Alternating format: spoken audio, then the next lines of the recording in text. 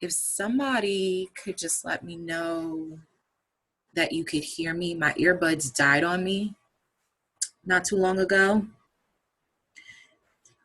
Okay, cool. You can hear. Wonderful. So I had to borrow these 80s style um earphones that I haven't worn probably since the early 90s. But as long as you could hear me, that is what matters. So hey guys, hope you are well. I'm sure other people will join whenever they can, and I completely understand if people are running behind because I literally was popping chicken in the oven and doing all sorts of things before I got on here. So hopefully you guys have had a great week. Thank you to the few of you that were able to get around to the homework. My intention was to give you some feedback based on what I read, but my week got a little crazy and it's only the beginning of the week, so I haven't been able to kind of do some of that for all of you. So do expect that as the week goes on, definitely by the end of the weekend, I'll definitely come back to you based on some things that I saw and hopefully answer a lot more during this session. I hope everybody saw the recording that I did with Celinda. So hopefully, that serves as a basis for the conversation and I don't have to necessarily, go over some of those things again for this session. Really, I wanted to kind of just zero in on a few different things for this session. So I want to basically talk to you guys about experiences and why that's important in terms of building your brand.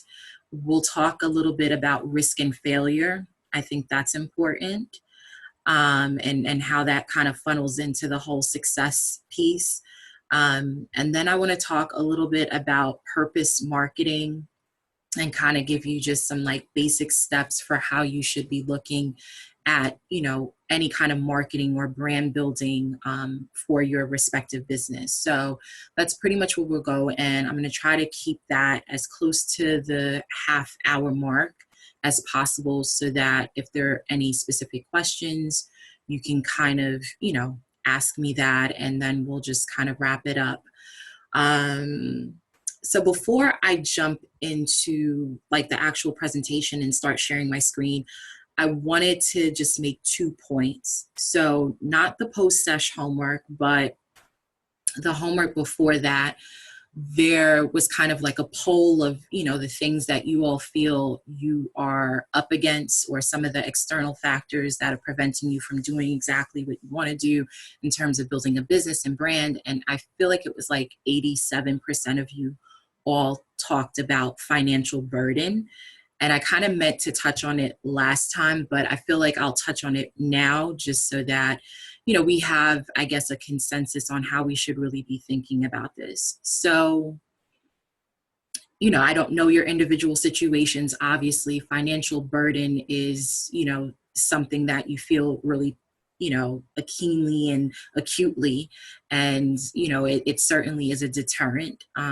For me, I've certainly had my own share of financial burden through the years and, still kind of have some to some degree, not as much as I did in the past. So I understand how you can feel that's a limiting factor.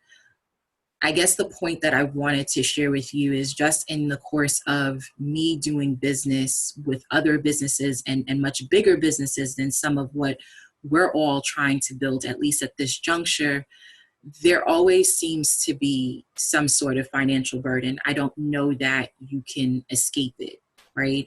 And, just watching, I know that we're in a substantially different bucket than, say, the white guy that's heading up JP Morgan Chase or whatever.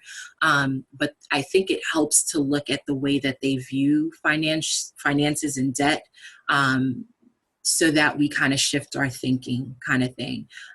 So they, from what I've observed, they don't really care a whole lot about financial debt. In fact, in a lot of ways, the more debt that they have, the more successful they feel they are in their businesses. Now, I'm not suggesting that you go and accumulate a whole lot of debt, but I will say that it shouldn't really deter you from doing what you need to do, right? So you have to put food on the table, and you have to keep your lights on, and you have to keep a roof over your head. Like, those are given.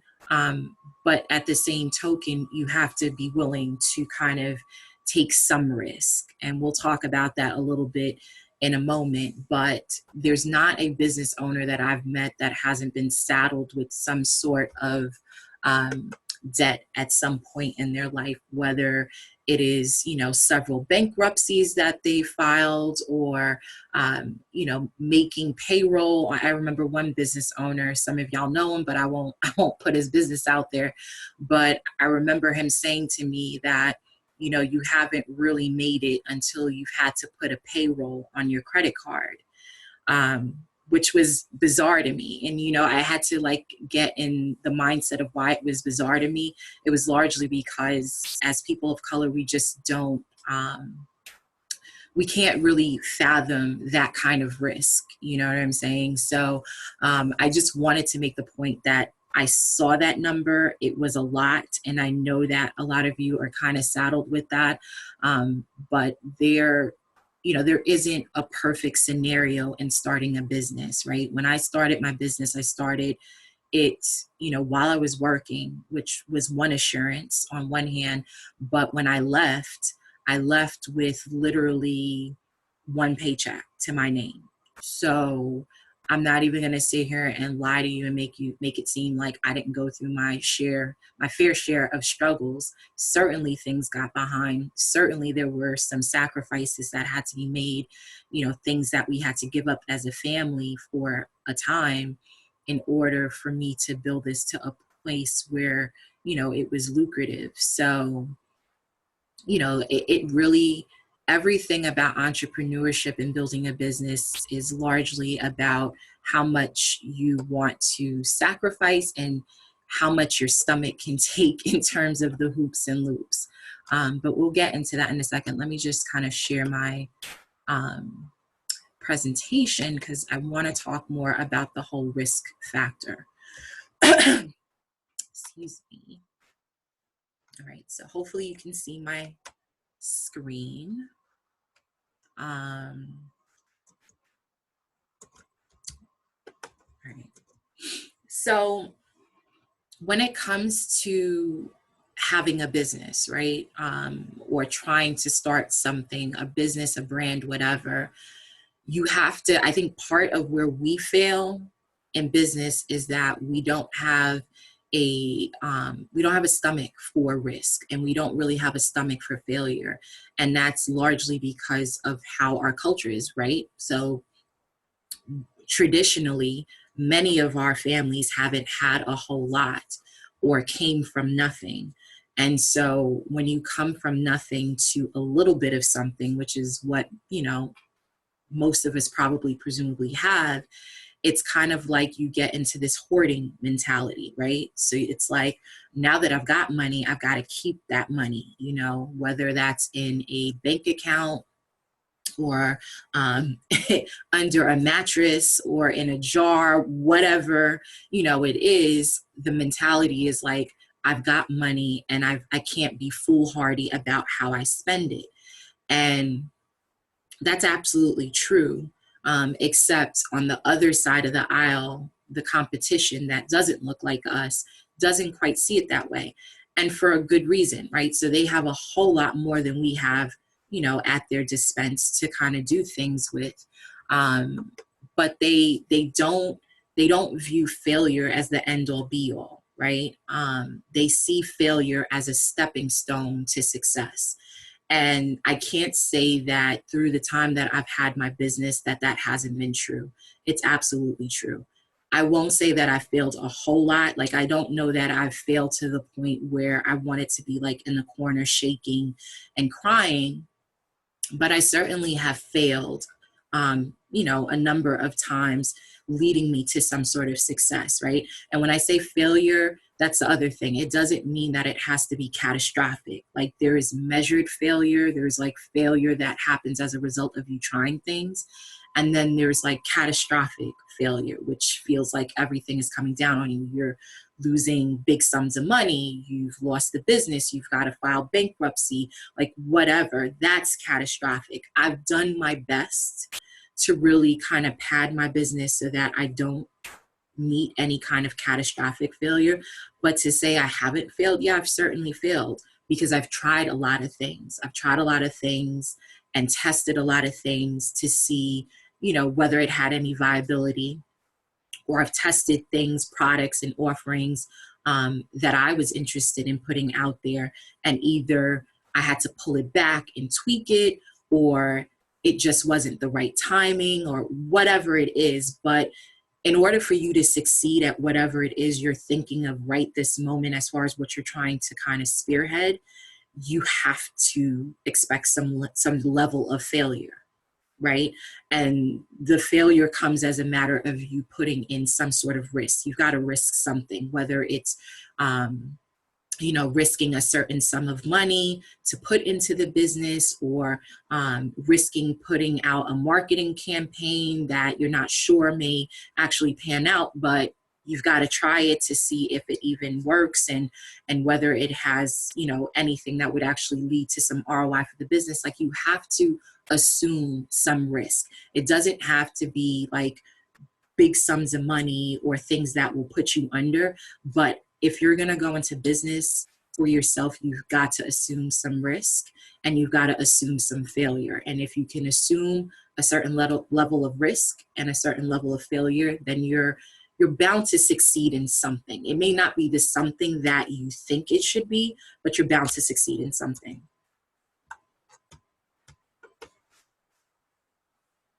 So let's talk about like experiences and customers. I kind of mentioned in the last session, like, it becomes so important for you to kind of like understand who your customers are, who your ideal customer is, and what their needs are and what the pain points are in the market. So I found this statistic pretty important and also profound. It was done by Expedia and the Center for Generational Kinetics, and basically it says that 74% of Americans value experiences over products or things. So like, why does that make any difference for you and what you're doing? Because a lot of you are doing service-based offerings. It matters because the way that people are viewing products and services is through how they experience your brand. So if you can't like create some sort of experience that leads people to what your offering is, or you can't make them feel something around what it is you're offering, they're probably going to be out. This is like the new consumer, right? So years ago, many of y'all can remember, like, people did commercials, people put ads out in the paper, people put up billboards. How many times do you look at a billboard now for something that you need, right? How many times do you make a purchasing decision based on one touch point? Whether that's a social media post or whatever, there's kind of like a buildup in the customer experience that leads a person to believe you're a brand that they want to kind of align themselves with and then patronize. So if you're not creating experiences around whatever your offering is, it's almost as if you're missing the mark, particularly when you have almost 3/4 of the population here in the US very much interested in having an experience over a physical product or a thing, right? So what does that mean? It means even if you're service-based, meaning that you are offering services as your product, you should still be looking at those offerings like a product. This was something early on that I was doing it and I didn't realize I was doing it, right? So I knew that I was service-based, but I placed myself in a lot of settings where people were building businesses around a product. And I started to kind of study how businesses kind of ideated around products and how they put that out and how they came to going to market with something that was viable.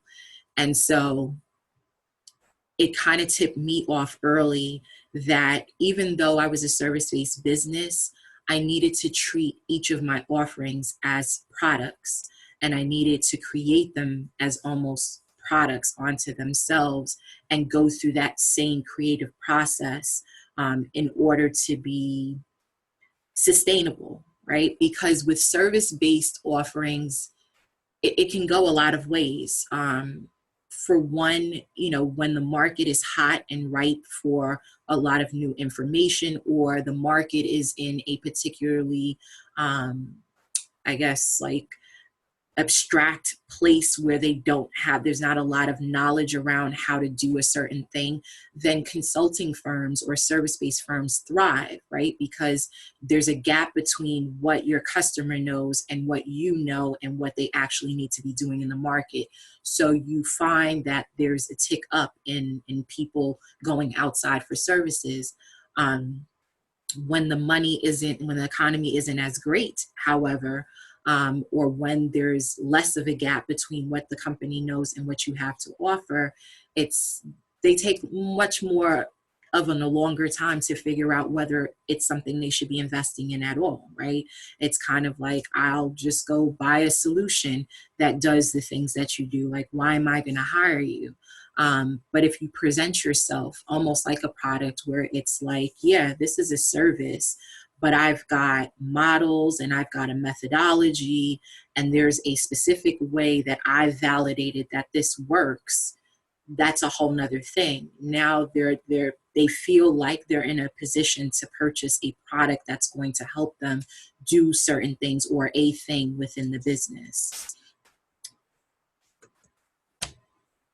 So again, a lot of it is around, your target customer. Like, what many of you, based on what I read, need to kind of pin down. Some of you know, but a lot of you don't know, like, what your customer really looks like. Like, what is your ideal customer like?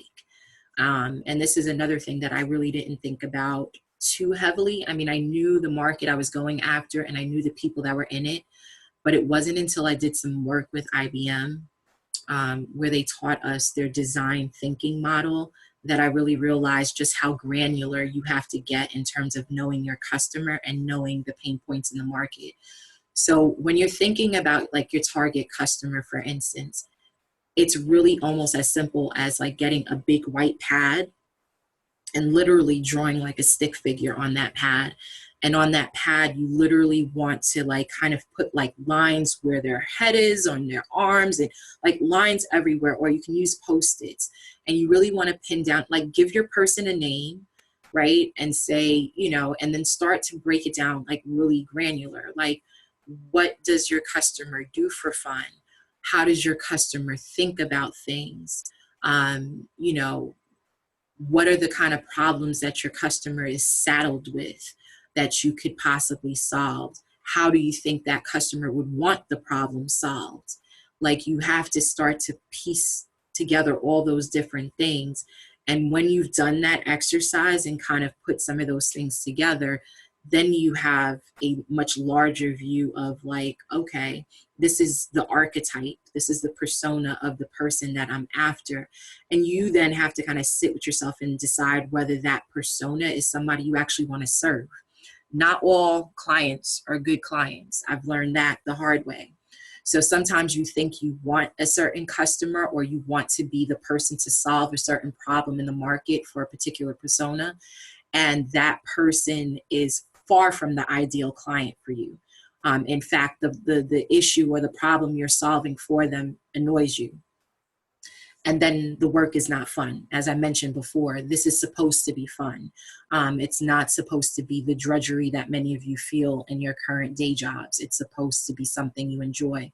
So you should feel like these are problems that would be fun for me to solve. They're not fun for the customer, because the customer doesn't want to solve them at all. It's a pain point, and it's a pain point for a reason. But you should feel like these are the few problems that I would be happy solving on behalf of the customer.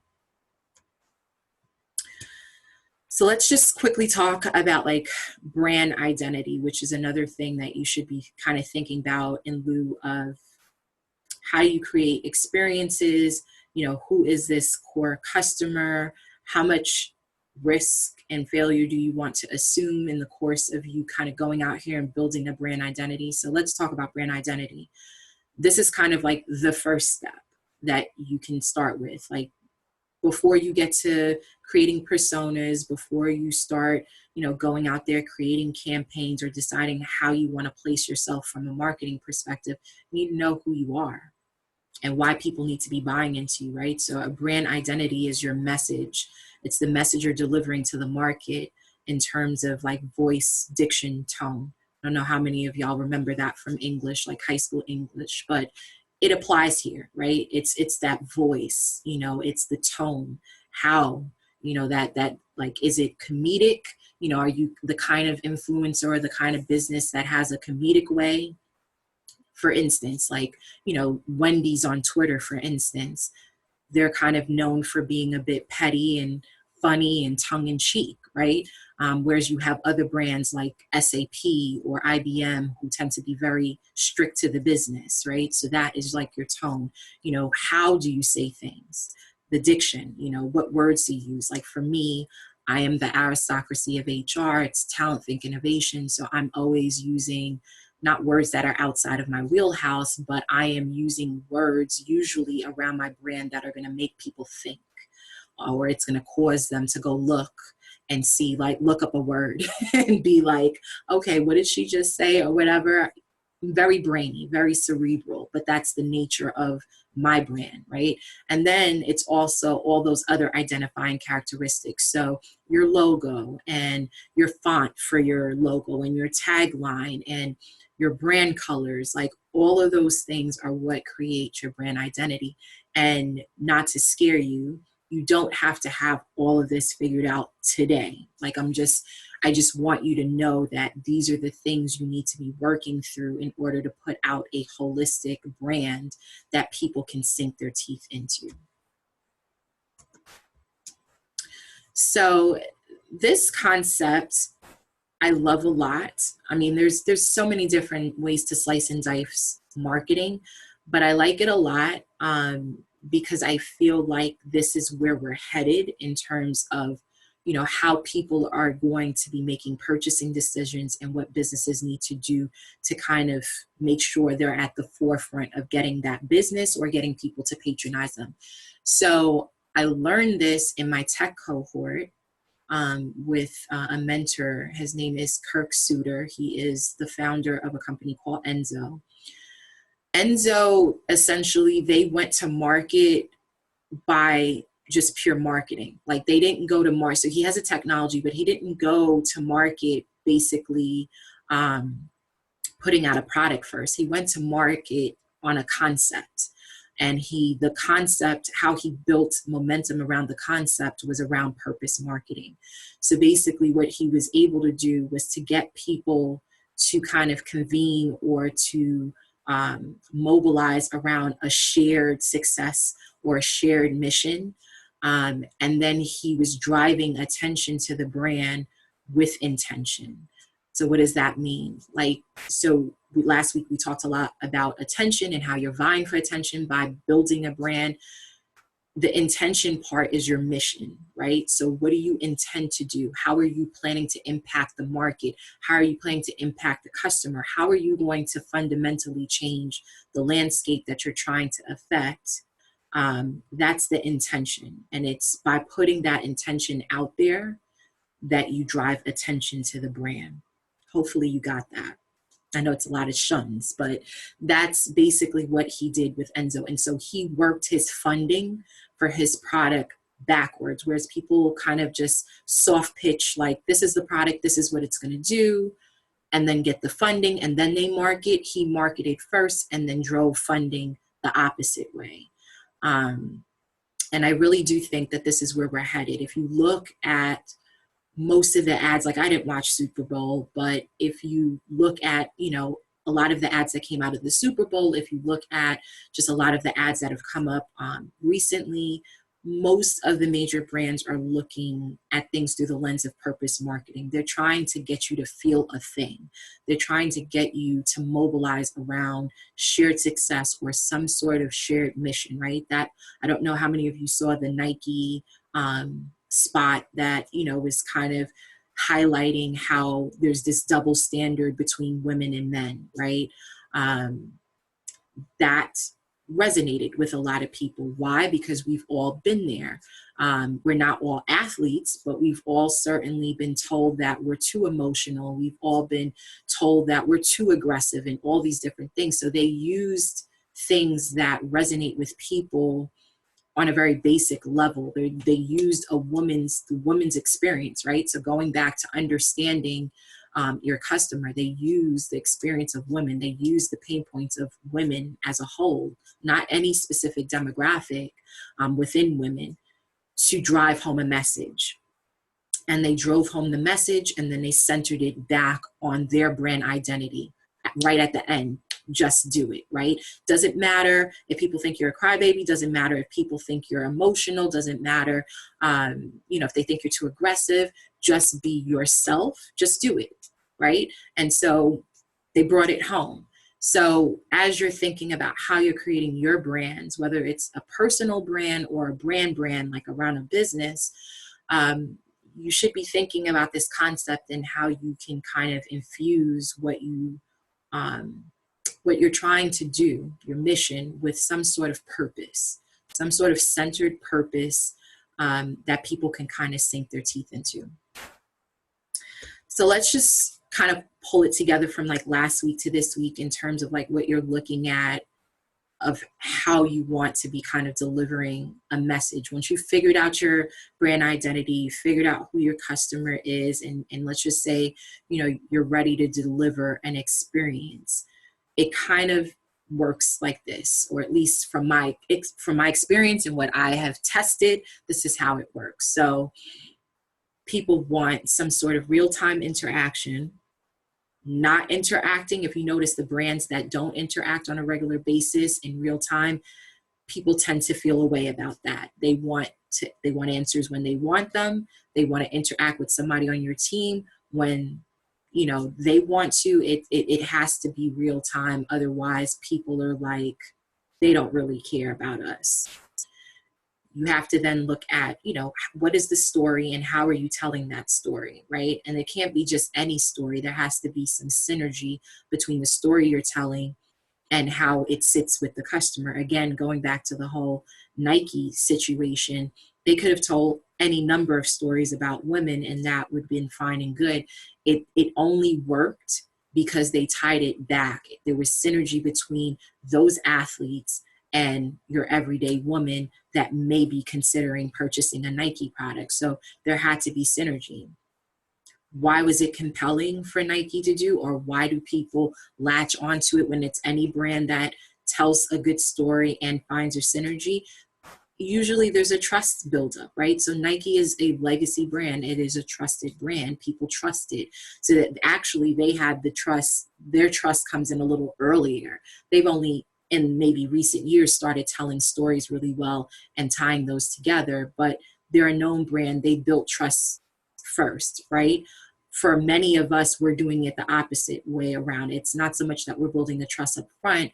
We're telling stories that lead people to believe we're capable of offering a certain service, a product, whatever, and connecting the dots. And we're building trust through the storytelling, right? And of course, that storytelling requires a certain level of transparency around your ideas, transparency around how you operate, transparency around, how somebody can patronize you. Like there's a number of ways that you can be transparent, but this is kind of what I've come to understand as what a customer expects when they're dealing with most brands. And if you can nail each one of them at the various levels, then you have a good chance of them patronizing you, or at least remembering you at a time when they're ready to make a purchasing decision. So basically for you, the 3 steps that you need to be focused on, if you're even at a point where you're looking at marketing and how you want to do it, is 1, figure out what the big idea is, right? So I asked you all, what's your big idea? You really need to nail what that big idea is. And I would take a page out of the tech arena by really trying to focus on either a singular idea that you're wanting to kind of put out there, but no more than 2, right? Because when we're like in tech, for instance, and especially now as I'm trying to build my own, Investors, they don't care about a multitude, excuse me, of problems. They care about how you're going to solve one significant problem. And there's something good about that. I mean, it doesn't exactly please the visionary in me, because the visionary in me is very much like the visionary in a lot of you reading some of your responses. It's like, I want to do everything. I want to kill every market, and I want to, do all the things. But there's something to figuring out one significant issue and kind of ideating around that and deciding how you're going to solve for that. Once you figure out what that is, then you need to kind of validate those assumptions you're making, right? And this is where you kind of put the nuts and bolts to your business. This is where nobody can come back to you later and be like, your business is BS, because what you're putting out there or what you say you're solving for isn't even a real problem. So that would be a sucky situation, right? You actually don't want to be out to market solving for something that your customers don't even think is a real problem. This is why we validate, right? And you can validate in a lot of different ways, whether it's through surveys or, going out to a test pool and testing certain ideas, or even just testing some methodologies among a certain group of businesses and asking for their feedback after they've actually gone through your methodology. Whatever the case, you need to validate and figure out whether the assumptions you have about the problem you're solving is actually a problem that one needs to be solved, and if your assumptions are even true. So if you go back to like scientific method, like third grade, it's kind of like that, hypothesis, and then it's almost like, okay, well, what is the problem, that I'm trying to solve? And then from there, you can start to have your abstract and all that sort of stuff. Once you've validated your assumptions and figured out exactly, what it is you're trying to solve, whether that it's a valid problem or that what you've actually created or you're thinking of creating is actually going to solve for it, then you can start to build something, right? Whatever that is, a service line, a product, an offering, you can start to do that. And you want to build it in such a way that it's a responsive offering. What does that mean? Responsive meaning that it is adaptable and responsive to the market. So again, even with validation, even with the biggest idea, you may go to market and find that a certain segment of customers are like, yeah, I'd really like for what you do to mirror this, or I'd really like your product to solve this issue. It goes back to that whole thing that I told you about how I wanted to solve for HR issues, but the people who were watching me and watching my brand wanted me to tell them how I built brands. So I had to go through the back door, right? So in that way, me pivoting meant that I was being responsive to the market. So whatever you do, however you build your brand, you need to build it with intention around what you want to do and what you validated, but you have to also build it understanding that there should be some wiggle room, so that you can be responsive to some of the things you find once you finally go to market.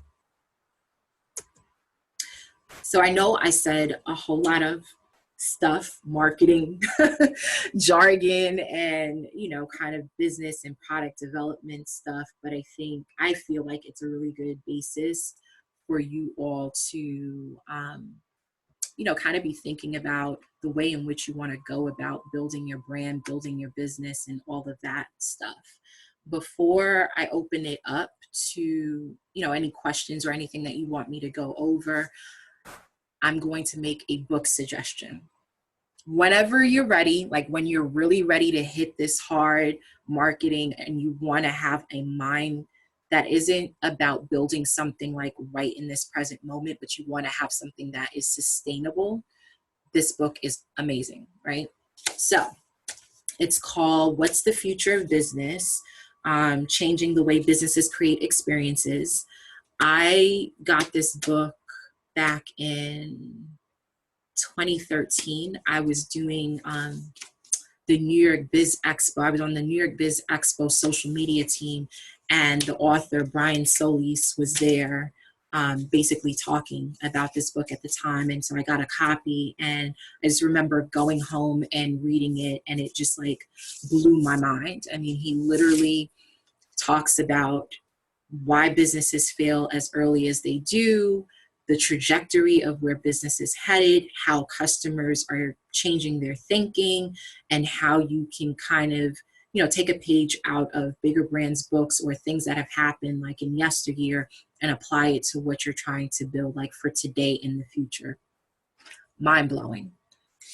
And he's a pretty cool guy. So he has several books out, but this is a good starter book before you start getting into a lot of his other stuff. Yeah, he's brilliant. Like for me in marketing, there are like three people I tune into a whole lot. Brian Solis is one of them. Brian Kramer is another one. He really is good on the social influencing, and he has a book called Shareology that you should definitely check out as well. It's a really quick read, but he's a good friend.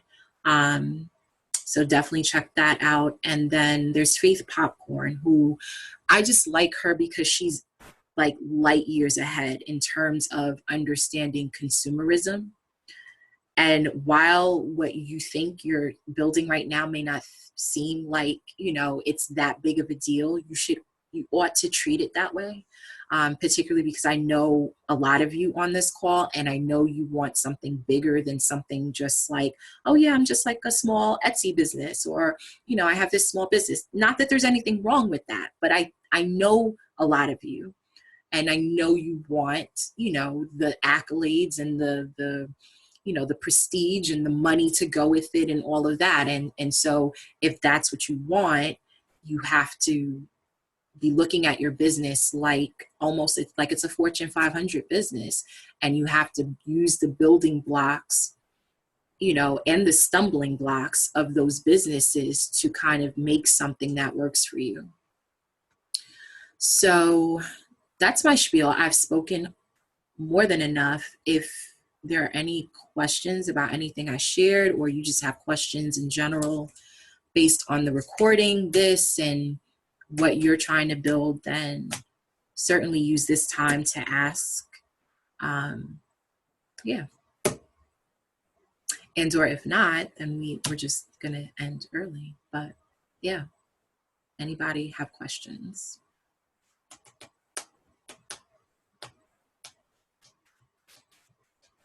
I guess that's a no.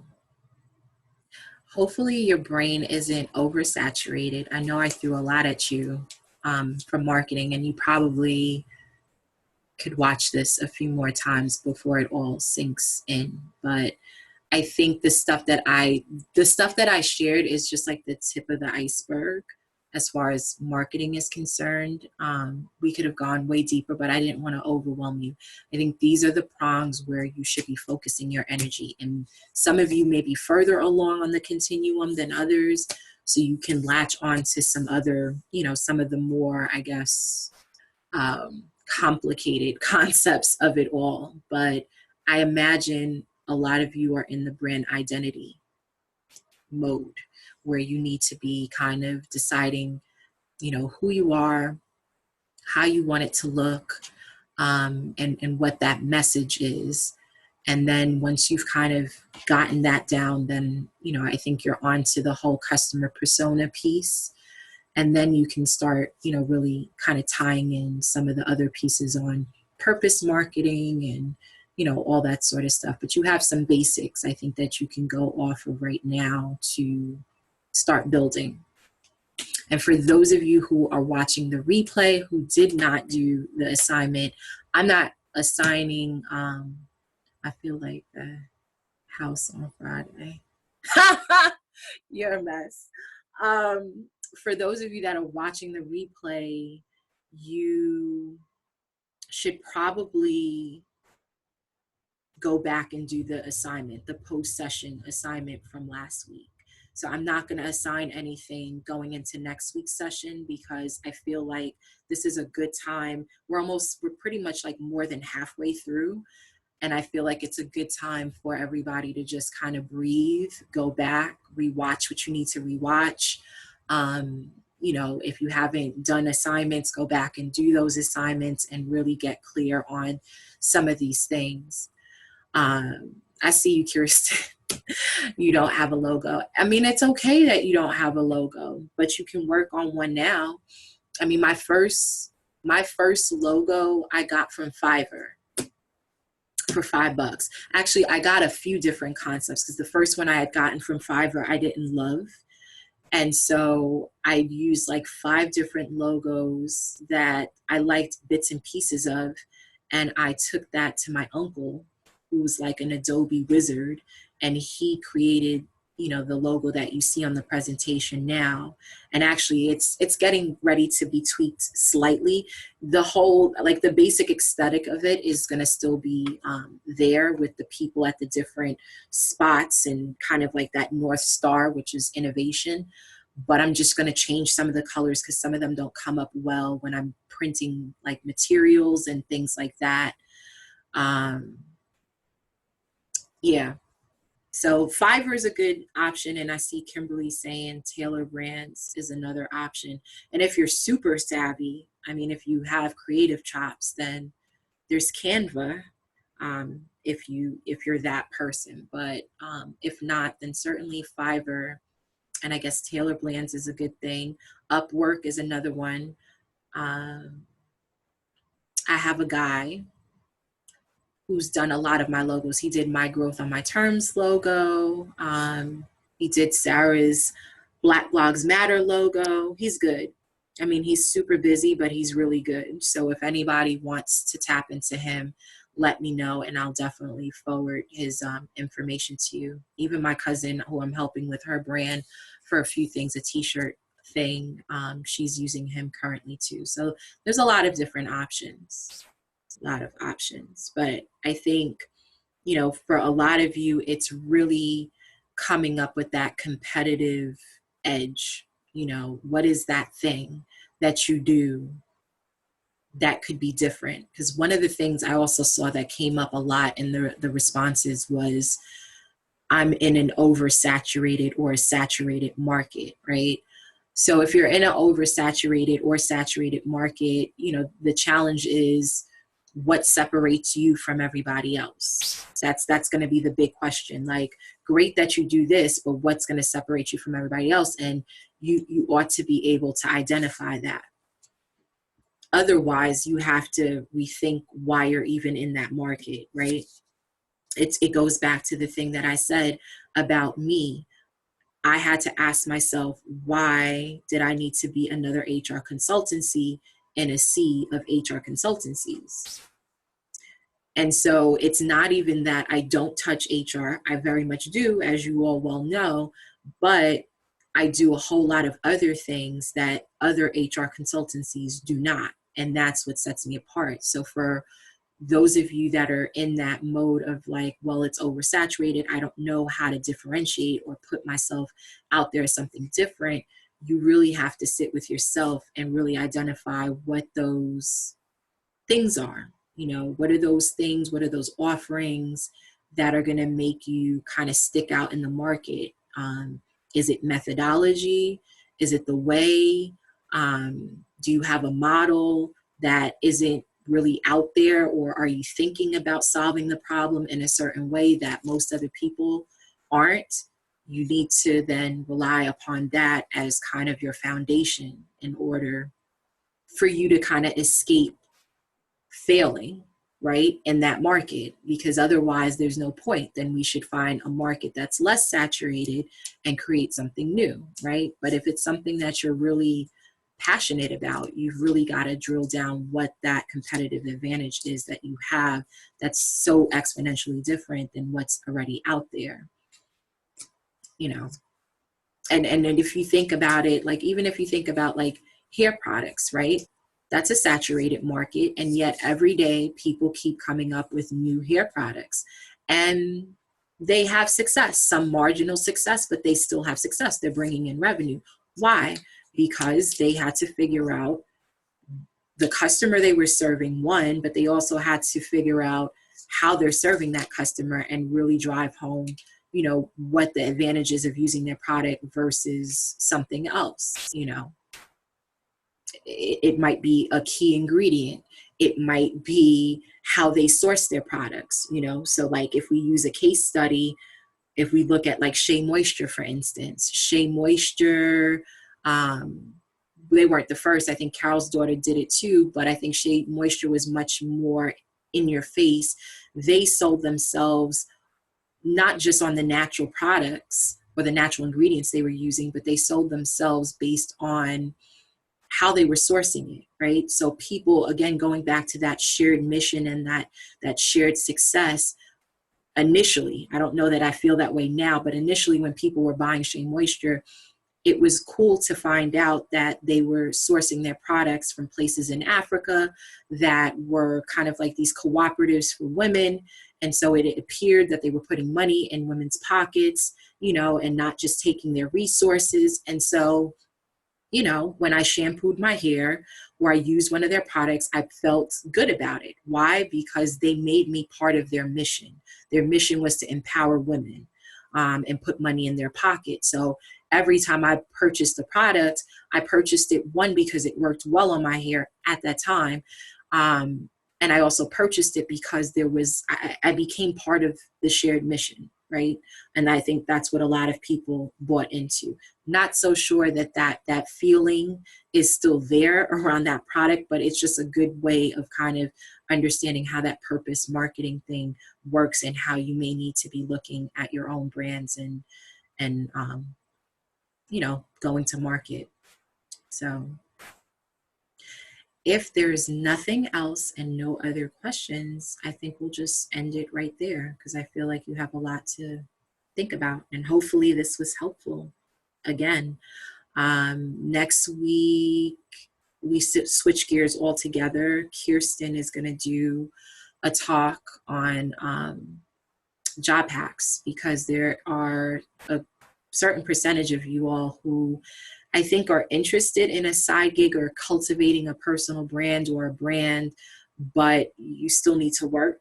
And maybe in the meantime, you need to go back out there and look for jobs or whatever the case is. So this came up pretty high when I polled you guys initially. So Kirsten, being the talent acquisition wizard that she is, she will share some of her tips in terms of, you know, how you should be positioning yourself if you're to go out there for a job in this market. So that'll be next week. And I owe you guys meeting invites for the last 3. So that'll be next week. And then we get into speaking, which was another one that everybody seemed to be interested in. You know, how do you get speaking gigs? And then I believe we end with PR and pitching and how you get around to doing that. So it's going quickly, guys. March is here. It's almost over. It's almost over. But hopefully you're getting a lot out of this and it's making you think about, you know, what it is you want to build and how you build it. So, right? I mean, when I first started it, I was like, how is this going to be? Like, 7 weeks seems like a long time. It's going so quick. It really is. And I'm having a lot of fun doing it. And sidebar, people are watching.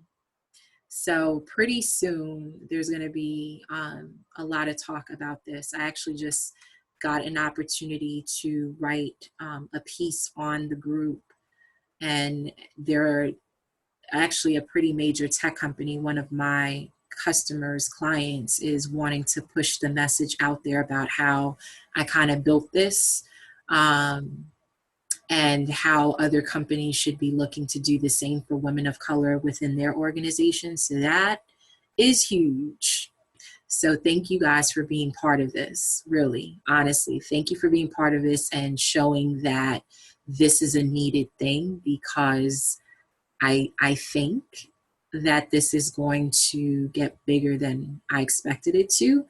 And send out some signals to companies that, you know, women of color are an important segment, and not just a segment. We're human beings, and they should pay attention to us and elevate us and educate us and develop us at the same rates that they do other workforce segments and other people. So I will keep you posted on all of that, but thank you for being here. Let me know if you need anything. And like I said, I owe you all that have already responded some, some more targeted, I guess, advice on what you shared, and I will come back to you with that by this weekend. I'm just swamped with a whole lot of stuff, but I will come back to you with some advice based on what you shared.